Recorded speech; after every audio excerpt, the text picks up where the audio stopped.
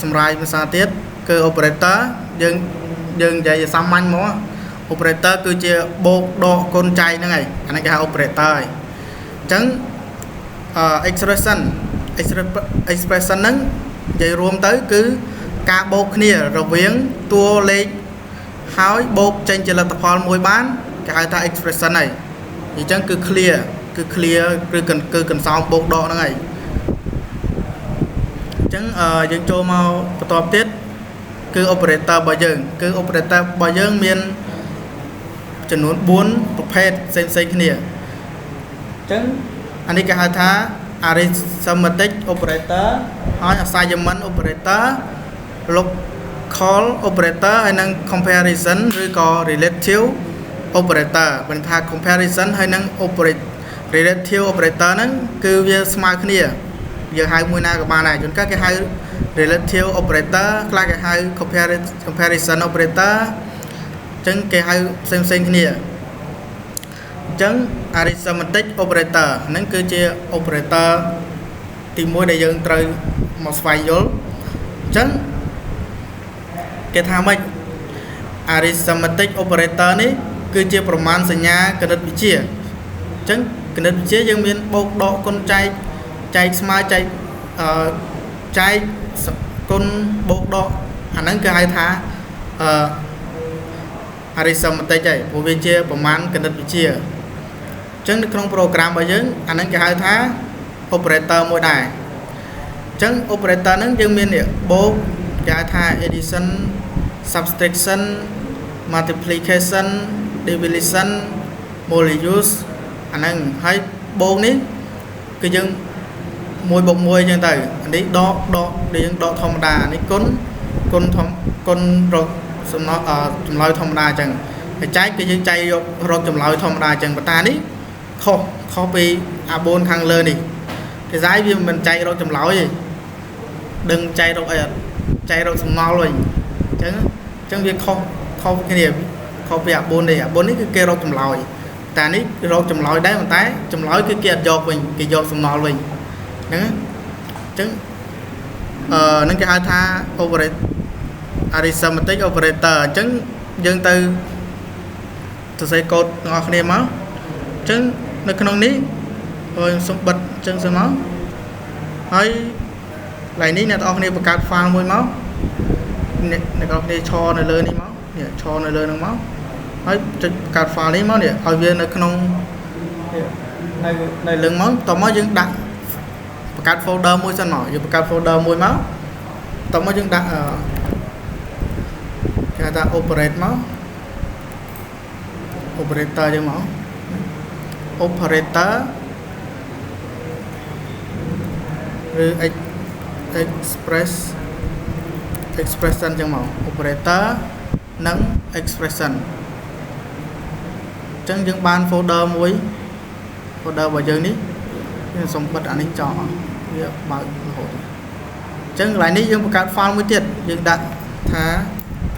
arithmetic.cpp ចឹងមកបើខ្ញុំប្រើ dev ខ្ញុំចូលមកបង្កើតក្នុង folder សិនមកបន្ទាប់មកយើងចុចអា folder ហ្នឹងហើយយើងសរសេរកូដសិនក៏បានដែរចាំពេលយើងសរសេរកូដចប់យើង run វា load allowed ឲ្យយើង save ណាអញ្ចឹងយើងដាក់ឈ្មោះក្រោយក៏បានដែរអាហ្នឹងបើ dev C++ វាអត់សូវប្រកាន់ទេតែក្នុង VS Code នេះយើងត្រូវសរសេរសិនអញ្ចឹងសូម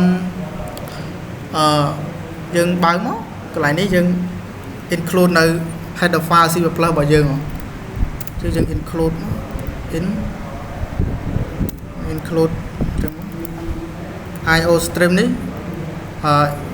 input output stream កន្លែងនេះយើង include string មួយទៀត string របស់យើង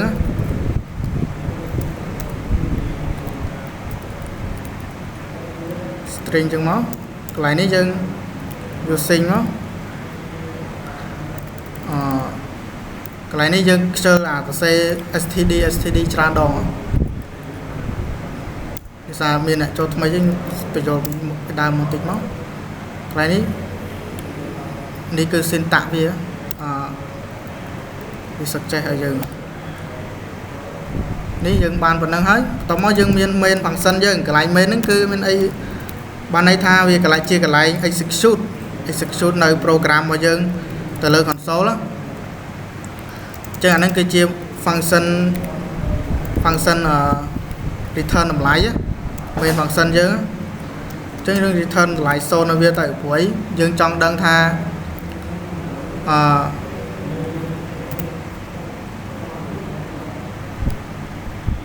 យើងចង់ដឹងថាកូដយើងដើរ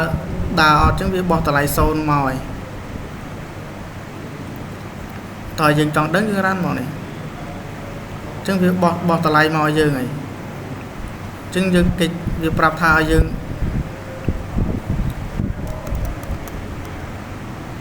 ក្នុងនេះយើងចាប់ផ្ដើមមកថាខ្ញុំមាន variable អញ្ចឹងពេលយើងបូកដកចំនួនគុណជាងចំនួនទស្សភាពអត់អញ្ចឹងយើងបូកដកខ្ញុំប្រកាសតម្លៃ A1 ខ្ញុំassign តម្លៃឲ្យវាស្មើនឹង30ហើយខ្ញុំបិទតែខ្ញុំប្រកាសចេះបានអត់ការអក្សរ B ចេះស្មើ20អញ្ចឹងបានអត់បាន run ទៅចេញលទ្ធផលដូចគ្នាប៉ុន្តែខ្ញុំធ្លាប់បានឲ្យយើងប្រកាសតគ្នាមិនអត់អញ្ចឹងអាប្រកាសតគ្នានឹងគេហៅគេហៅថា multiple operator ហើយ multiple variable គេហៅថា multiple variable មានន័យថាយើងប្រកាសតគ្នាច្រើនជួរព្រោះយើងប្រកាសអីនេះច្រើនដងវាច្រើនឃើញច្រើនអញ្ចឹងយើងប្រកាសជា multiple មកអញ្ចឹងនៅទីនេះមានតម្លៃមួយឲ្យតម្លៃ A អញ្ចឹងយើងប្រកាសខ្ញុំប្រកាស add dd នេះ add នេះសំដៅទៅលើ addition អញ្ចឹង addition គឺចំនួនបូកអញ្ចឹងយើងពេលយើងយកតម្លៃ A បូកឲ្យតម្លៃ B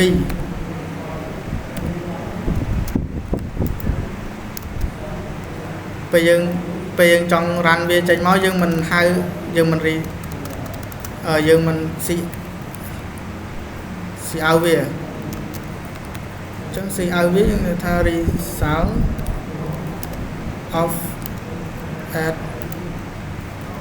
addition អញ្ចឹងមកយើងកន្លែងនេះខ្ញុំចង់បានតម្លៃមួយទៀតគឺខ្ញុំដាក់ A បូក B ស្មើចេះបន្ទាប់មកយើងចង់បាន addition នេះយើងចង់ដឹងតម្លៃ addition នេះប្រហែលអញ្ចឹងយើងប្រកាស variable វាមកយើងហៅ variable វា add ចឹងមកបន្ទាប់មកយើងចុះបន្ទាត់មួយមកអញ្ចឹងនៅពេលអញ្ចឹងយើងបាន addition របស់យើងហើយអញ្ចឹង addition នេះយើងសាក់ run មកយើង run អញ្ចឹងវាឃើញកូដយើងតម្លៃវា50មិនអត់នេះស្មើ50អញ្ចឹងបានន័យថាម៉េចបានន័យថា addition របស់យើង operator របស់យើងគឺមាន addition បូក A បូកនឹង B អញ្ចឹងពេលយើងបាន A បូក B យើងអត់ចង់ហៅ A បូកនឹង B ទេកន្លែងនេះខ្ញុំចង់បាន A បូកនឹង B ដាក់កន្លែងនេះហ្មងបានអត់បានប៉ុន្តែគេអត់ទៅសេអញ្ចឹងទេអញ្ចឹងគេមាន variable ពីមុខមួយគេយកវាមកហៅកន្លែងនេះឧទាហរណ៍ខ្ញុំចង់ទៅសេចេះបានអត់ខ្ញុំចង់ដាក់កន្លែងនេះបានអត់តែចង់សេអញ្ចឹងបានអត់ដើរអត់គឺវាដើរដូចគ្នាវាអត់មានអត់ដើរទេគឺចម្លើយឃើញ50នេះគេហៅថា multiple តោះមកចង់ clear សារវាចេញមកញ៉ៃពេកកន្លែងនេះ clear ចោលចឹងមក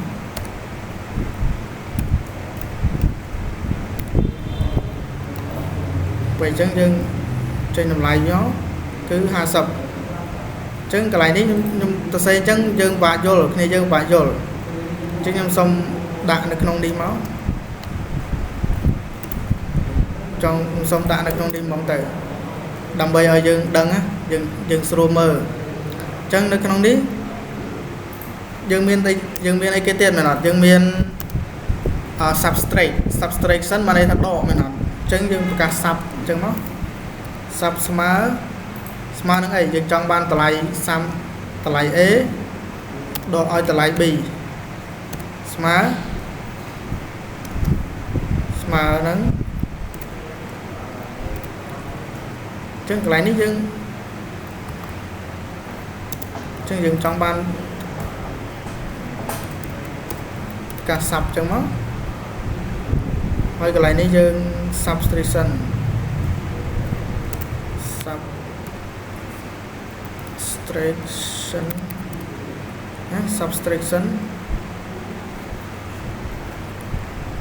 ចឹងមកយើងមានតម្លៃប៉ុណ្ណឹងយើងដឹងថាសាម A នេះតម្លៃប្រមាណយើងអាសាញឲ្យវា10មែនអត់អាសាញឲ្យវា30អាសាញ20អញ្ចឹងគឺយើងចាប់តម្លៃ A បើន័យថាអាសាញនេះគឺវាជា operator មួយដែរបន្ទាប់ទៅមុខយើងនឹងដឹងហើយថា assign operator អញ្ចឹងយើងបង់តម្លៃ A យើងបង្កើត variable មួយ A assign តម្លៃឲ្យ30ហើយ B assign តម្លៃឲ្យ20អញ្ចឹងយើងហៅ A ដកហ្នឹងយើងហៅថា subtract នឹង B ស្មើហ្នឹងនៅពេលដែលវាស្មើគឺវាបោះតម្លៃឲ្យ variable ណាវាមិនបោះតម្លៃឲ្យ variable subtract នេះអញ្ចឹងនៅពេលដែលវាបោះតម្លៃឲ្យ variable subtract យើងមិនចាប់អា subtract ហ្នឹងមក see out មែនអត់អញ្ចឹងយើងចាប់ subtract មកពេលដែលយើង run បញ្ចេញ10មែនអត់នេះដូចស្អីយើងបាន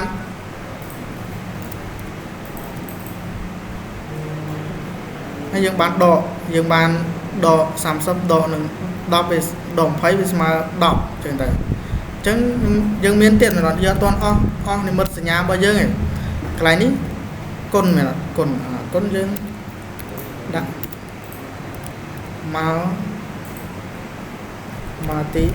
មកទីចឹងមក multiplication អានេះ multiplication សុំស្មើយើងឬក៏ assign យើងហៅគេ30និងឬក៏យើង multiplication វាមានលក្ខណៈត្រឡប់មែនអត់អញ្ចឹងយើងចង់យកមួយណាមកមុនក៏បានដែរ A មកមុនក៏បាន B មកមុនក៏បានដែរអញ្ចឹងខ្ញុំសុំយក A ទៅស្រួលនេះយើងស្រួលមើលតោះមកយើងចុចកន្លែង shift control លេខ8មកវាមានសញ្ញាគុណមួយអញ្ចឹងយើងដាក់ B មកយើងបិទ semicolon យើងមកបន្ទាប់មកកន្លែងនេះយើងមិនបានmultiplication សិនចឹងមក multiplication កន្លែងនេះយើងកាស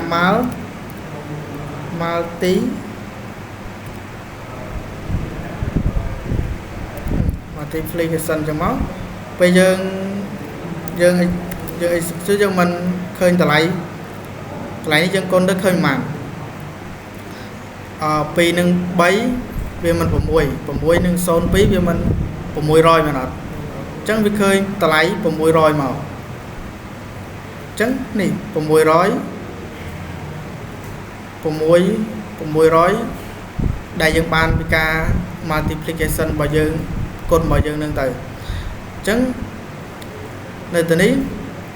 យើងមាន operator មួយ operator ទៀតរបស់យើងអត់តអត់ទេកន្លែងនេះយើងមាន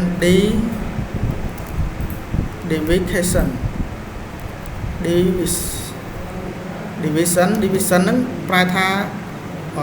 ផលចែកប្រែថាចែកឬក៏ការចែកអញ្ចឹងយើង assign ឲ្យវា A កន្លែងនេះបើយើងចែកទៅវាចេញបើយើងយក A ចែកនឹង B អញ្ចឹងវាបានសំណល់មួយវាបានចម្លើយមួយមែនអត់តែវាអត់ឃើញចំនួនទស្សភាគទេវាអត់ឃើញក្រោយទ្វាទេអញ្ចឹងយើងដាក់កន្លែងនេះ10បមកដើម្បីឲ្យវាចាប់ចំនួន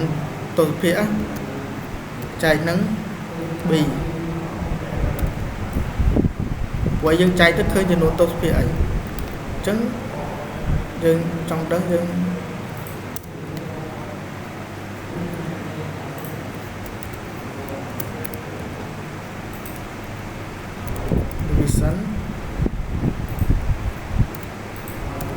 division មកកន្លែងនេះយើងបង្កើត đều កាត់ đều ចឹង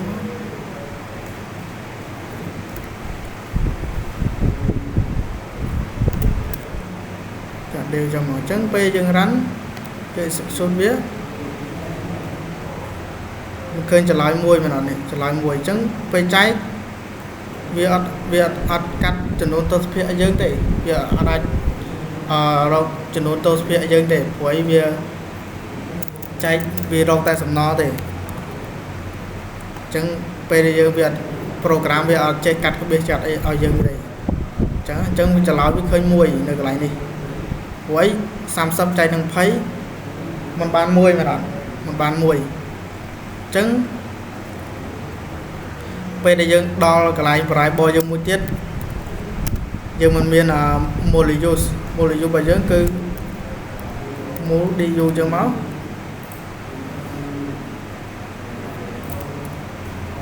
អញ្ចឹងយើងមាន molus របស់យើងស្មើនឹងប៉ុន្មានស្មើនឹង a យើងដាក់សញ្ញាភាគរយ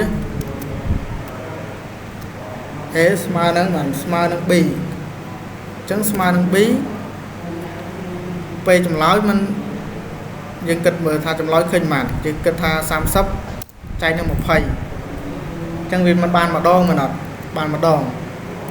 ពេលបានម្ដងសំណល់វាសមអត់គេសាក់ចិត្តមក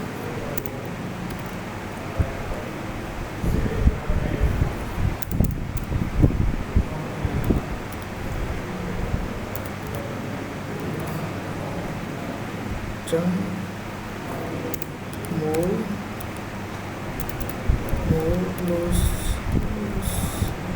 molus របស់យើងពេលហ្នឹងយើងពេលយើងចែកមកបានកន្លែងនេះអូ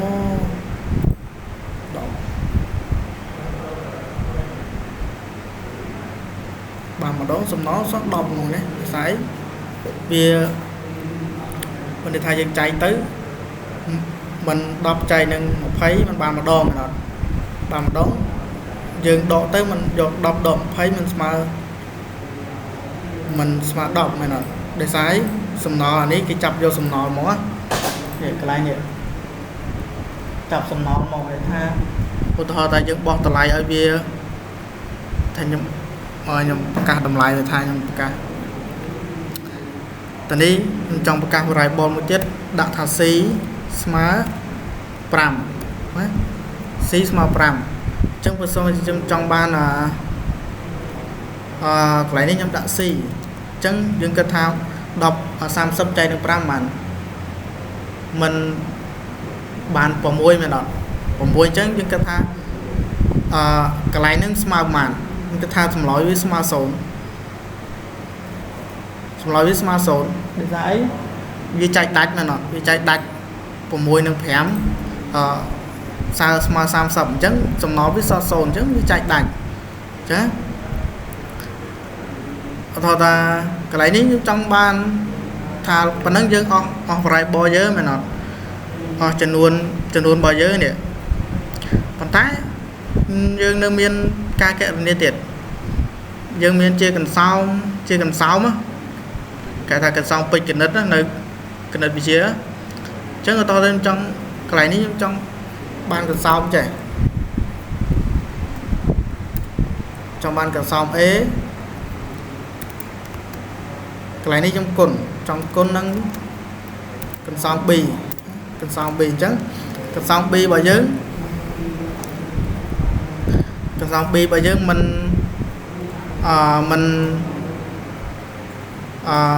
นមានខ្ញុំចង់បានតម្លៃ B នេះតម្លៃ B បូកនឹងតម្លៃ C នេះពេលយើងបូកទៅយើងសាក់សម័យយើងឃើញប៉ុន្មានឧទាហរណ៍កន្លែងនេះយើងឃើញ50ឃើញ50អញ្ចឹងកន្លែងនេះយើងឃើញ25ទៀតចុះអញ្ចឹងបានន័យថាម៉េចអានេះខ្ញុំ comment ឲ្យអ្នកទាំងអស់គ្នាកន្លែងនេះសូម comment ចឹងមកអានេះបានន័យថាម៉េចបានន័យថាយើងយក A យើងយក30 bột nâng một phẩy bột là một phẩy hơi bột ở côn với dân đo cái lạnh côn ấy mà nó dân bột bìa cả sao đây dân bột bìa cả sáu tao mới dân côn nâng đồng lại bí một phẩy bột nâng đồng lại xí pram chân vi ban phẩy pram chân chấm lói dân cơ tha chấm lói khơi màn chứ anh ấy bột tới vi ban phẩy pram vía côn nâng hạ sập chân ai ta khơi phẩy pram côn hạ sập vi khơi chiêng pi pon chiêng tới những sạc rắn nó pi pon pram rồi thế một pon pi rồi hạ sập chứ những khơi những con mó sam sấp bột hạ sấp con nông phai pram trứng nòm ói hạ sấp con nâng một phai pram chứ những con mó cái này ní những con mó bị khơi pram đó mình phai pram hết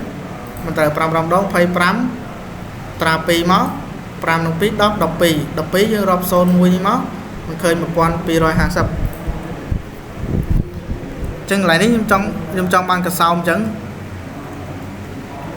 trong ban cà sao chấn cho person chia dương trong lại ní cả tha cần xong bây giờ cho dân trong ban đó lại ní trong ban đỏ dân đồ máu chân trong lối khơi màn thì trong đỏ dân đồ đâm nâng tới chứ mới khơi phai pram mà nó chứ bạn ấy tha anh ấy hạ sấp độ nâng phai pram mình khơi phai pram mà nó chứ thôi trong ban chạy thôi dừng chạy đừng phai pram mà nó chừng trong lối khơi pi với phai hạ sấp chạy đừng phai pram ban pi mà nó thôi trong ban chạy sầm no chứ hạ sấp chạy sầm no nâng phai pram vì mình sầm no so xôn mà chưa sầm no so xôn nữa để nó so xôn chứ cái này nó đồ đặt con với nó vì trong ban ấy thích có ban này cái này nữa nên cứ ở operator cái arithmetic operator bây giờ đặt tầm lấy thì giờ ban đặt tầm lấy thì với dân trong ấy kia bị trâu dân đặt tầm lấy thôi mà nó bờ giờ đặt tầm lấy nó thao phơi assign vào đây thì dân trong user assign chứ user assign những con đây xí áo màu dùng đẹp kia dùng đẹp kia thay dân đặt tầm mình khảo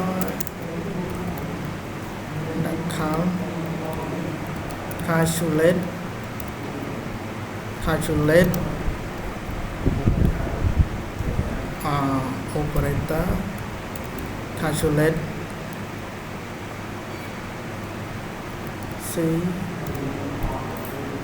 system cho mà tóm nó dương bật chạy cái móc thằng lại nó cứ ca và bọn chạy là nia chân từ chân dương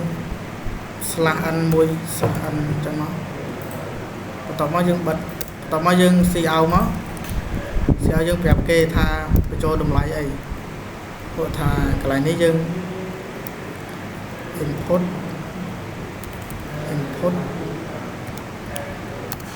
value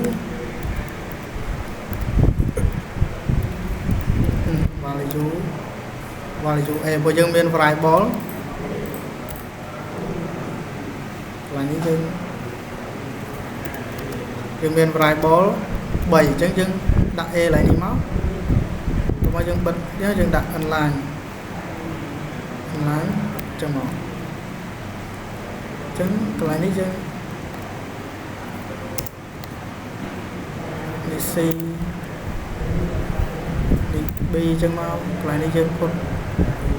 ngoài bi cho mau đi ngoài si cho họ trứng dân miền bay từ lại nắng chân PD dân rắn việc toàn trình là tập ho đều phải lại ní dân đẹp kê máu dân tạ tha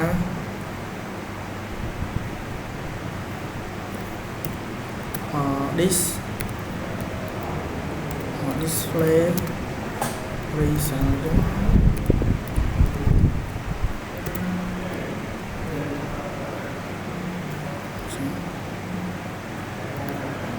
chẳng mó tập mó dương kẹt là nia hơi mà nó dương anh ấy bên đây thay dương calculate với hơi rồi dương operate với hơi dương compute với hơi bây dương kẹt là nia với hơi dương anh ấy dương đặt lơ dương đặt nó crom cho bạn nó program với đào dương chưa thao với đào ta trong nói cứ đào được thì hạt ấy dương ao user sign muốn các bạn này chừng chọn cái bị trộn muốn đấy đi dương calculate trong biết đào về lợi cho crom bây giờ bị chụp bài ball ấy bây giờ đào về lợi cho crom đo lại ní vì bên mơ thả chụp bài ball ấy vì từ mơ càng lớn này mình chứ vì bên càng lớn hết vì một bên thả bài ball hàng crom ấy miền này là chứ biết đào về lợi cho crom bị phơi máu một sao đam này nó chứ dương đại chứ có biết đào là sao đó bị chụp càng kẹt là đến với từ càng lớn vì bên mơ thả dương bằng bạc càng bài ball nâng ọt chẳng về đây dương miền bài ball nâng với ai cái input về input mới bị chấp ở tầng lấy input nâng mà vô một calculate hai viên nâng bong calculate nâng mà ai tầng lấy bài ball hàng một bài dương đi về miền add sub multiple đều về miền module chẳng tới chẳng viên nâng bong tầng lấy bộ nâng dương chấp về execute lại này chứ dương run nó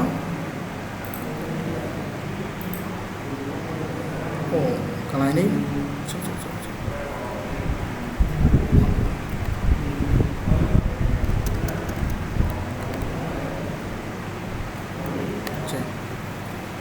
bởi vì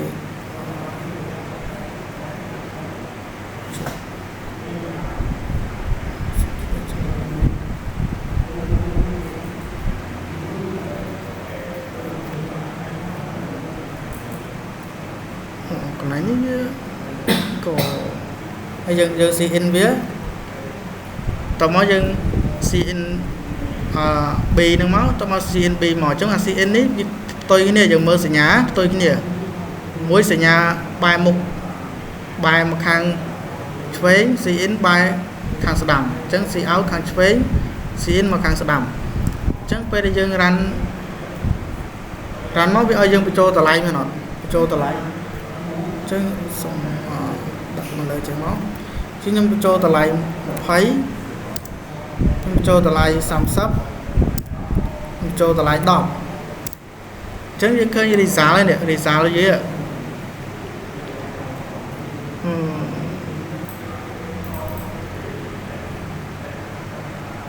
chứ trong cho tờ lại bi đọc pram còn vui chứ pram rồi cái đó những khơi tờ lại bia nè khơi trán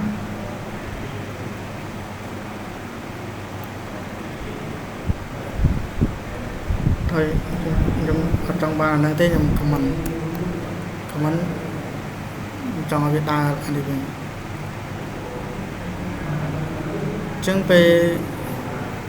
lại này dương thông mất miền đồng lại xì mới chẳng chẳng dương con đường xì chọn con đường xì xong comment lại đấy comment lại đấy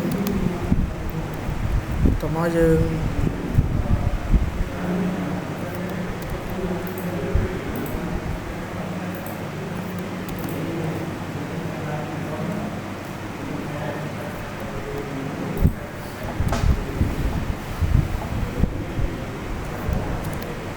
trong bàn mùi sân lại ní dương ai tha dương con nắng xì chọn con xì chọn bây giờ trong bàn lại mùi sân dương trôi lại pi buôn nhang chúng khơi ta lại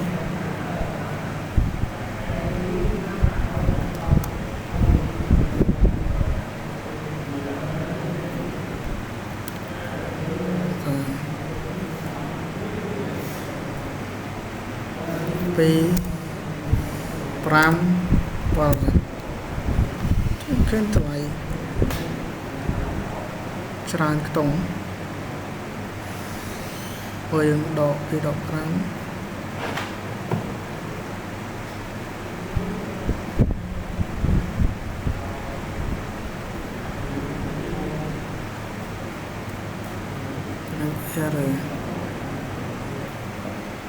ចឹងនេះគឺ